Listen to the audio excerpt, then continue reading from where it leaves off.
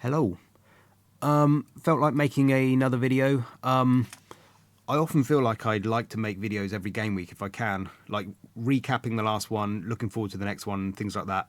I never really get round to it, but I like doing it just to kind of clear my head and get my own thoughts in order. So I might start doing it. Don't really care about likes, subscribers, anything like that. I'm just doing this for me, and then might help other people out there. But so I just wanted to recap last game week, lessons learned, looking forward to the next one, looking at the data and stuff like that. So last game week 12, I brought in Timber and I did Cunha to Evan Ilson. The Timber one worked out nice, feeling good about that. Saliba might have been safer, but I took a punt on Timber. We'll see how that one goes. Yep, that's feeling good. But the Cunha versus Evan Ilson one, that one obviously backfired massively, and Cunha is now hot property. Everyone's talking about him, and I don't have him. His price is going up. It's funny how that compounds when a player does well, their price changes as well, and everyone jumps on him, and it's like kind of gets compounded. But I don't think I regret the decision. I do have shed loads of that hindsight regret where you're like, damn it, wish I hadn't done that. But then I can't really curse my luck too much because according to FPL Optimized, I've had like shed loads of luck this season, like way more, which I don't know how much to take this to the bank, this graph, but I do feel like I've probably had more than my fair share of luck so far. You win some, you lose some. That one was a bad one. I don't regret it in the decision because I just thought Fulham, Bournemouth, Everton were hard defences. If you look at the last 6 game weeks, this is updated now, but they're still right up there. Fulham, Bournemouth and Everton are tough games. And I just fancied having a punt against it, whereas Evan Ilson he's got Wolves and I can't remember who else he's got coming up, but he had some easier fixtures. Just fancied having a punt. Had the vibes about it. But I wanted to know, like, what's the lesson here? Because obviously there's going to be all the hindsight merchants will be like, well, it's obvious, Cunha's amazing, Evan Nilsson is crap, and you should have known. But what are the lessons? Because I want to learn lessons from decisions. Whenever I get stung like this, is like, is there a lesson there, or is it just variance, and you just got to take it on the chin? It just happens, which I think it probably is. But because like one lesson you could say is like, well, just never make sideways moves, because it was a bit of a sideways move. Technically, it wasn't much in it. But I'm not sure that's true because in game week 2, I was thinking of doing Saka to Palmer. That was another exactly the same vibes. I just had good vibes about Palmer. Wanted to bring him in, but it felt sideways. It felt like a luxury transfer. You got to save your transfers for the urgent ones, and then Palmer got 17 points in game week 2. And anybody thinking of doing a sideways transfer of Haaland to anybody in the last few game weeks probably would have won out as well. So I don't think the lesson is to never do sideways transfers. We get about 30 transfers in the season, about half of them, 30-ish, bit more, half of them you're going to use for urgent forced transfers, and then the other half you're probably going to use for luxury transfers. And so, yeah, I don't think that's the lesson. Yeah, and I was thinking, like, another thing I was thinking is what's more painful when you don't make a transfer and it backfires, or when you do make a transfer and it backfires, in the sense of like when I didn't do Saka to Palmer and Palmer went off, I feel like that's almost less painful because even though it's annoying and I almost got him, there's a lot of players I almost got and didn't get, and you can always bring them in. Whereas when you actually I had Cunha and I sold him, and then that backfires, it seems almost more painful because it's a waste to bring him back in now. I can't really bring him back in, otherwise it's doubling down on it. It's not doubling down. It's going back on it, and you had him, just you had that player, and it's pain, man. But it's part of the game. So, but anyway, I don't think sideways transfers is the lesson. I think another thing you could talk about is like hot streaks. Sometimes players have hot streaks, and you could say, well, he was on a hot streak, so you should have known. But the hot streak thing is like, look at Haaland. He had this great hot streak first 5 game weeks. A lot of people jumped on him, myself included. I did the same thing. Didn't have Haaland first 5, jumped on him 6 to 10, 6 to 9, 6, 7, 8, 9, and got that totally wrong. And it's like hot streaks is like, how do you know when a player is going to hit a hot streak and when they're not?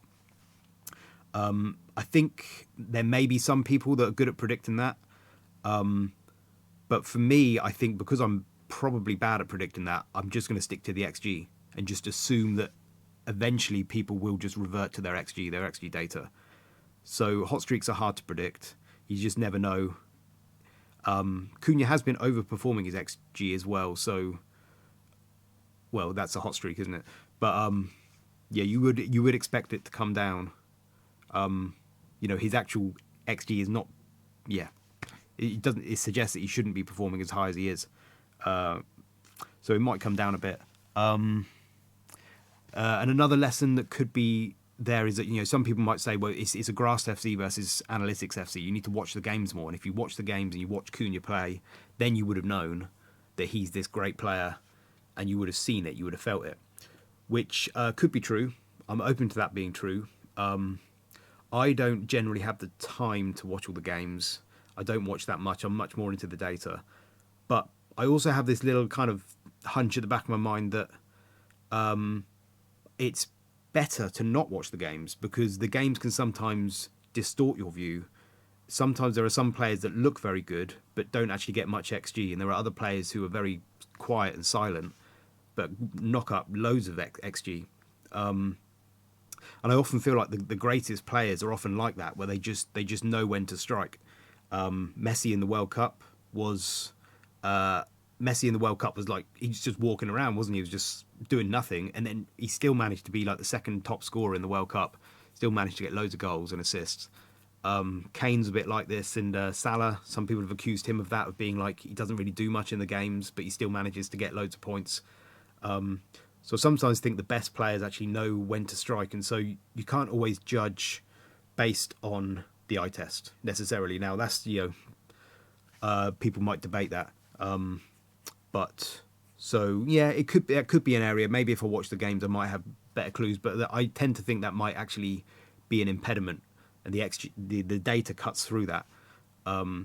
So at the moment, I'm still leaning that way. And then another lesson, though, one other lesson that I have learned is a little one. Is that I've started. I've updated my form guides as well, because so when I said like Fulham was a good defence. I've added a bunch of extra stuff to this form data thing now, because Fulham last season were not that great at defence. And so maybe that's a clue that the last 6 game weeks, Fulham have been a good defence. Over the whole season, they've been a good defence. But last season, they weren't. And maybe you could use that as a clue to think, possibly they're not as strong as you might think. Because basically, so this is the last 6 game weeks. This is this season's data. This is last season's data. And so now it might just show up. Sometimes the colours show up things like there's a big red here, there. That's Nottingham Forest. Great defence last 6, great defence this season. But last season, even though they had pretty good defence, they didn't get many clean sheets. And it's just like a little red flags things here. Bournemouth, red flag there. Great defence, only 1 clean sheet. Is that something to bear in mind, So I was just kind of trying to get this data a bit stronger, just so I can see if there's little clues that might tip me off to maybe these defences aren't as good as I think. But yep, that's one thing I've done. But other than that, I generally think the lesson learned, Cunha, Evan-Nilsson, is that I'm just going to put it down to variance. I know some people will say it's skill, and it's a funny thing that when you do well, it's skill. When you do bad, it's bad luck and variance, isn't it? But I am going to generally think it's just variance. You're going to win some, you lose some. We'll see how things settle out in the next few game weeks. So yeah, I take that one on the chin. And yeah, it is interesting that though, because like I've had all this luck here, and the last 2 seasons I've had loads of bad luck, and it's when you're not doing well, it's easy to say, oh, it's just bad luck. But when you're doing well, it's like I'm a little more reluctant to concede that it's just luck. I'm like, hang on a mo. How do you know this is luck? Maybe it is skill. Maybe it's intuition. It's just very easy to kind of think that when you're doing well. I think according to this, I worked out I probably should be ranked down in the millions somewhere. But I'm up in like 137,000, which is good. I'm happy about that. So, yeah, that's all the lessons about that. I was thinking about EO as well. One last thought about EO, because when you're doing quite well like this, the EO question, there is a part of me that thinks, well, if I just went really high EO, just got loads of high EO players and played very safe for the rest of the season, I could almost guarantee myself a top 100k finish now if I just took no risks from now to the end of the season. And it's like that is a question that I could ask, and I guess it depends what you want. If you're happy with a top 100k finish, then maybe you just do that. You've got all this luck, don't lose it. Just take your winnings, and like just lock them down. But I don't think I'm going to do that. I think I would prefer to kind of, death or glory kind of. I'd rather see if I can just how high I can get. See if I can get to a top 10k, top 1k, whatever. And then if I lose, sod it, because I tend to think it's just a game and nobody really cares that much. I don't really care that much, and I think I'd rather have a couple of really high ranks and a load of crap ranks than just steady top 100k finishes. I'm not sure that would thrill me that much. So I'm going to carry on playing it my way, taking some punts, going against the EO. And there was something once that Raptor said about. He said one season he just said I'm not going to think about EO at all. I'm just going to think about points. Just forget about EO. Just think about points. And I tend to kind of always. I think that's a kind of a nice guide. Just when you're picking your players, just think who do you think is going to get the most points, and just forget EO entirely. And I think I'm just going to carry on doing that, just going with what I think is going to be best, and just forget EO. Generally, although something funny about FPL is I always contradict myself all the time, and sometimes EO you might consider it here and there. And I think maybe you have to kind of choose your battles, especially with captaincy, because our next game week we've got Salah captain. And the fact that he's going to be a high EO is a difficult captaincy. It's a difficult captaincy choice, and the fact that he's probably going to be quite high EO just makes me feel a little bit safer. And that sense of like choosing your battles, when to go against the EO, is maybe a part of it. So, yeah. Anyway, that's my EO thoughts. Next game week though. So that's last game week. Next game week, team's looking fine. Basically, defence, Sales is fine. Arsenal defence is fine. I've got Trent, Lewis and Mikalenko for the third defender. I'm hoping if Trent's back, I'll just play him. It's Man City. Man City they've got terrible XGA, but good XG still, so they're still attacking, but I think I would still go Trent. And if not, I'll play Mikalenko. I think the thing with defenders is that I don't think there's a massive amount in it. Let's see, Game Week 13. Game Week 13, the best defenders. Yeah, that's all set up fine. Let's have a look at the best defenders for Game Week 13. Sorry, it's slow computers. So I think it's Nottingham Forest defenders. Some of these you can't really. Simicast and Ruslev he's not going to play. But Milenkovic and Murillo are at the top, so Nottingham Forest defenders. Then it's Trent. So Trent's third, basically. So he's still good because he's got such good XGI. So if he plays, and Liverpool's defence is so good. You've got some Brentford defenders. That's Leicester, isn't it? Man United, maybe, against Everton. Digne's up there, Gabriel. So these are the kind of defenders, and I basically think the difference between some of these defenders is not that much. You got Mikalenko here.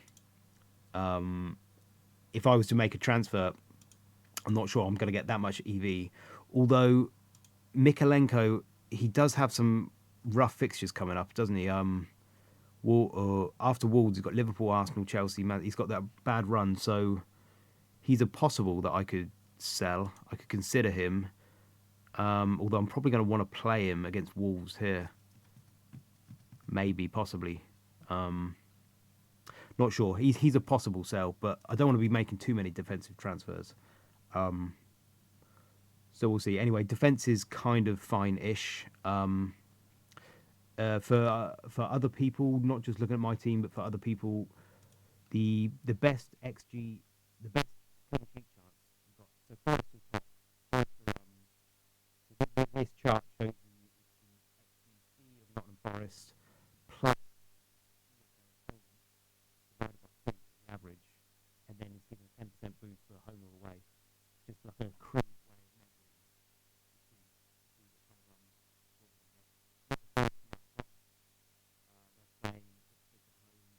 United are second. So Man United versus Everton. So that's saying Man United's defence is not too bad. Everton's XG is quite bad. Man United second. So something to think about. Although Man United then go into a tough run, don't they? So not that great. Brentford are third. Brentford are third. They're playing Leicester at home. So that's interesting. Fourth, Spurs. Fourth. Brighton.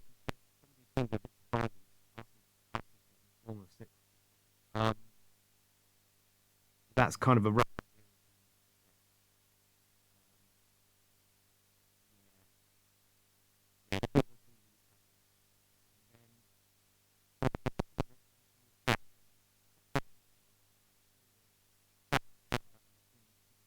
Madison maybe. And up front,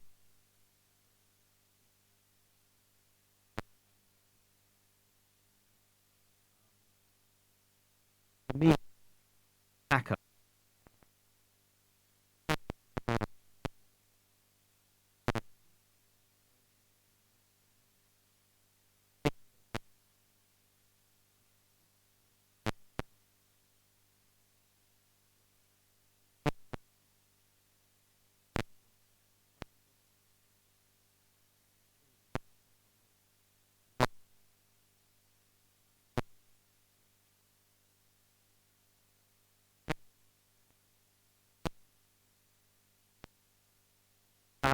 Haaland, top three, and then Brennan Johnson is the fourth highest predicted scorer over the next four. Um, XGI for the season 0.771, last 6 game weeks 0.82. He's doing very well and he keeps scoring. His XGI might be skewed a little bit because he got a goal in only 30 minutes, but still that's what he did. I mean, it was against tired legs maybe, but he's doing very well, and I think I want to keep him. And one thing about Brennan Johnson is I sometimes think, should I consider the fact that most of his goals all seem to come from the same way, where he just taps them into open goals. You know, somebody crosses over and he's just there and he taps it into an open goal. Maybe that's giving him loads of high XG, and maybe that's skewing his numbers, but I don't think I care. Like, I don't think that matters, because if it's working and this is what's happening and he's just getting loads of these real open goal, high XG chances and he keeps doing it, then I don't care. Like, as long as unless there's a reason to think he wouldn't keep doing it.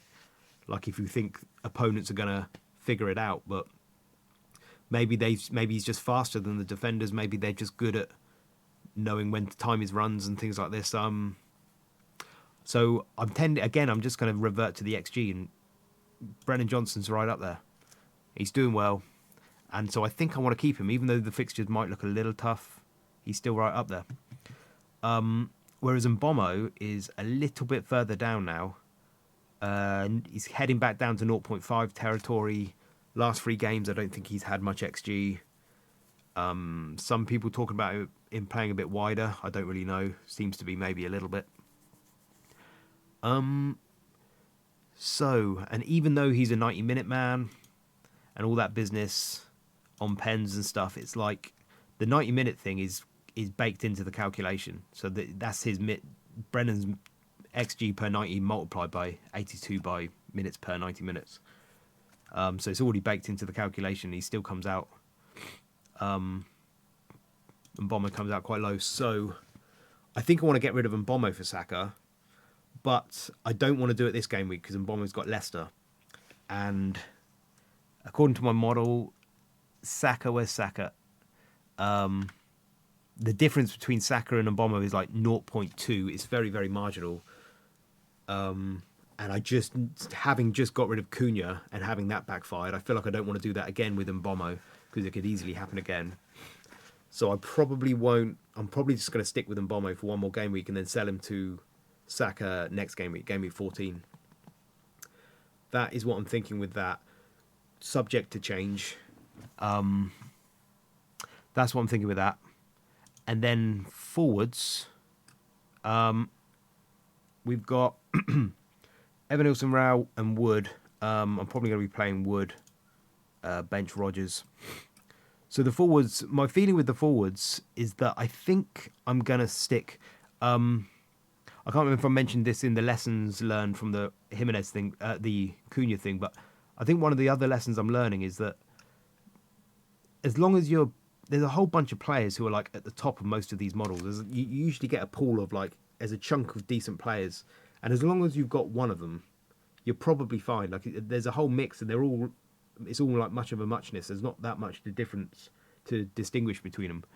So I think I'm just gonna, as long as I've got one of the good players, I'm just gonna stick with them and not mess it around. So with forwards for the next 4 game weeks, there's basically, you've got Haaland, Wissa. Haaland's just way so expensive though, so he's not really good value for money, but he's still at the top. Haaland, Wissa, you've got Thiago coming back, but Wissa, Isaac, Cunha, annoyingly he is now up there much higher now, because you got, his XGI numbers are starting to look better. Cunha, Pedro, forget Beto, he doesn't count. Then Jimenez, Watkins, Evanilson, Wood, Welbeck, Jackson, and Solanke. That's probably that. They're the bunch, and there's not a huge amount of points between them. They're probably the best bunch. So if you've got any of them, you're probably fine. Nicholas Jackson and Solanke, their XGI in the last 6 game weeks have actually dropped off from their season. So Jackson was like 0.78. He's fallen back to 0.46 now. Could be a clue that he's maybe falling back a bit. I don't know. Might not. Maybe he's had hard fixtures. I don't know. Just something to look into. Solanke as well started off 0.69. He's fallen back to 0.54. So maybe little signs that they're falling back a bit. Welbeck I keep forgetting about, but he's still played every single game, I think, apparently. He's still consistent 0.5. Maybe worth a shout. He's in the mix. So that is that. And basically all of these players are just all kind of there or thereabouts. Their value is all pretty good. I just think if you've got 3 of those players, Haaland maybe not because he costs so much money. The only thing about Haaland is if you're not going to go with Haaland, you kind of have to spend that money somewhere else to make it worth it, not going with him, which is something I'm not actually technically doing at the moment. So there is a kind of question of like, if you're not actually going to spend his money wisely, the profits, then maybe you do just stick with Haaland. But at the moment, I'm still going without him. I'm just hoping that I can spend that money somewhere. Wissa, you got Thiago coming back, so there's just a slight question mark on that. But Isaac, Cunha, Pedro, is his minutes going to be okay? It's up for people to take that gamble. I don't really know. But Pedro, Jimenez, Watkins, Evanilson, Wood, Welbeck, they're all just fine picks, and I think they're all in the same ballpark. So just pick 3 of those. There are sometimes things that the models don't pick up, like injury records or maybe the fixture crunch of some of these players. So Man City got a lot of tough fixtures. Newcastle in the EFL Cup, but that's not too bad. I think basically Brighton, Wolves, Everton, Fulham, Aston Villa are in Champions League, so maybe that's a notch away from Watkins. But most of these other players have all got pretty clear runs. They're not in Europe, they're not in the EFL Cup. So yeah, just pick 3 of them, stick with them, ride it out, I think. I don't think there's a great deal of difference to choose between them all. Maybe you could look into historical data and see which ones are more consistently higher scoring than others. But anyway, so I think I'm just going to stick with those front 3. Jimenez, Evanilson, Wood. Raul's still putting up good numbers. So he got another 0.7 last game week, even though he didn't get anything. So yeah. So I think I'm going to roll next game week. I think I've got 4.4 in the bank. I don't really love that. That part of that Saka money, and also part of it was thinking about bringing a high-priced forward in, but it's going to be probably just Isaac or nobody at the moment. So yeah, that's it. So I'm probably going to wait on Saka. I think I'll wait for next game week. Probably just going to roll with the forwards. Might do a defender transfer, possibly Mikolenko, although I'd quite like him for Wolves, but we'll see. Yeah, that's it, I think. And yeah, other things just to look at, like these XG things. I thought I noticed a few things. I think so. Man City are now 5th from bottom. Their defence in the last 6 game weeks, their XGA per 90. Man City are now 5th. They were like 7th. Now they're 5th. Conceded another 2.6 against Tottenham. So it really does look like something's up. That's quite the 4 of the last 6 over 2 XG they conceded. So for me, Salah cap is like feels fairly locked because of that. Of course, Man City can show up, but at the moment they're not. So that's something to consider with Man City. Man United, I think I noticed, was starting to do well. Now that they've lost that 4xGC they conceded against Tottenham, that's gone off their last 6 chart now. Now their numbers are actually looking not too bad. Tough fixtures coming up, but just something to consider. Newcastle also looking very good. So they were probably unlucky to concede 2 against West Ham. Only 0.9 XGA they conceded. They're right up the top now, Newcastle. So yeah, if you're thinking about Newcastle defenders, I still think they could be worth considering. Yep, Arsenal, Newcastle, Liverpool, Forest, Bournemouth, Everton, Fulham, Man United. They're the ones at the top of this chart. And XG wise, Brentford are a funny team. They got some of their home games, they've got massive monster scores, and then some of the away games have got no XG at all. So home against Leicester feels like it could easily be another monster score. So I would, definitely want to hold and Bombo for that. Man City's XG is still good, because even though their XG A is bad, they're still up there, good XG.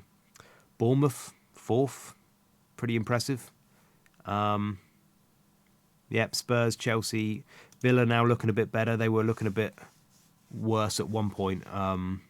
They didn't have much XG, but they're starting to get better now. Nothing too surprising. Man United, not much XG. And Arsenal quite low. But then they had these 4 tough fixtures there against Bournemouth, Liverpool, Newcastle, Chelsea. And they had like no Odegaard, no Saka for one of them. So yeah, I'm still kind of half expecting Arsenal to get back to back up the charts a bit more. Yeah, I think I'll stop talking. That's about it, I think. That's all my thoughts. I'll leave it there. Okay, thanks for listening. Bye bye.